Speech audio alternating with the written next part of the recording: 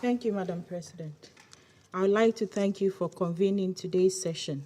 I would also like to express my delegation's appreciation to the UNICEF Executive Director, Ms. Catherine Russell, for highlighting the impact that the conflict has had on children in Ukraine. Let me also thank Under-Secretary General Martin Griffiths for the updated situational report on the humanitarian crisis in Ukraine.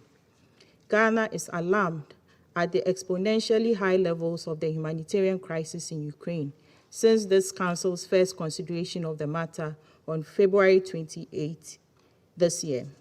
At the time, it was reported that about 100,000 people were displaced, as some 500,000 more attempted to flee from shelling of heavy artillery, missiles, and airstrikes in the cities.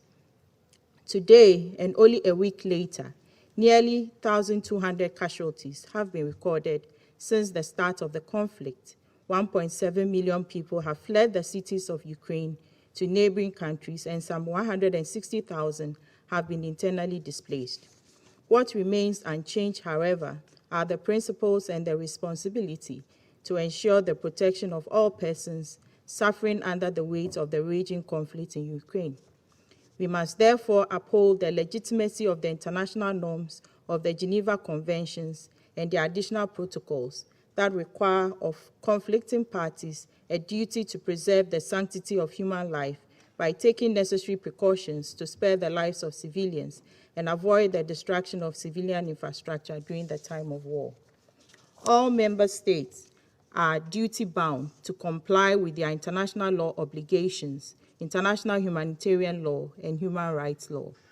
Failure to do so constitutes serious violations which cannot and must not be ignored. It is regrettable that the agreement reached between the two sides for the creation of humanitarian corridors for safe evacuations and the safe passage of food and medicines did not hold.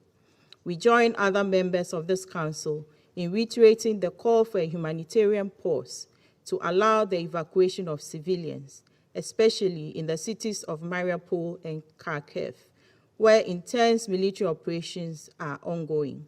We call for the immediate cessation of hostilities in residential and civilian populated areas.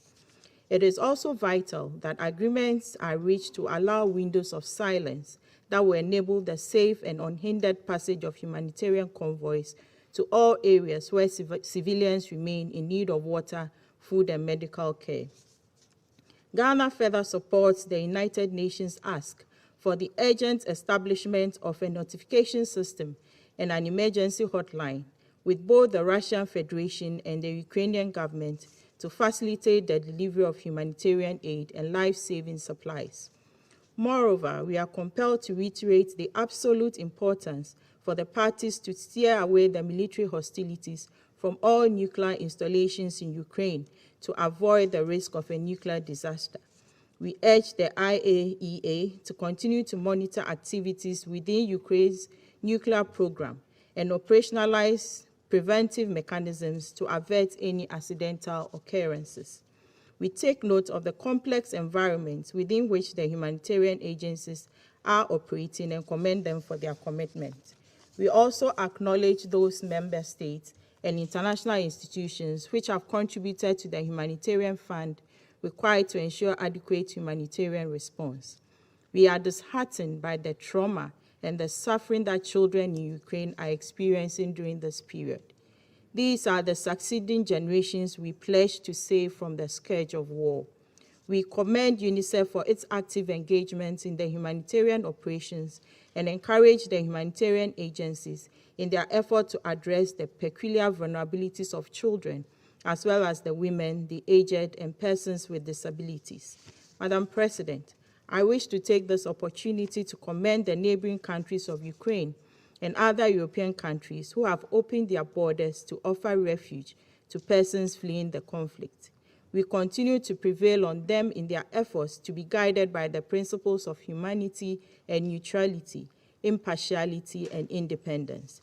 In closing, Madam President, I must re-echo the call upon the Russian Federation to end the aggression against the internationally recognized borders of Ukraine and withdraw its military forces.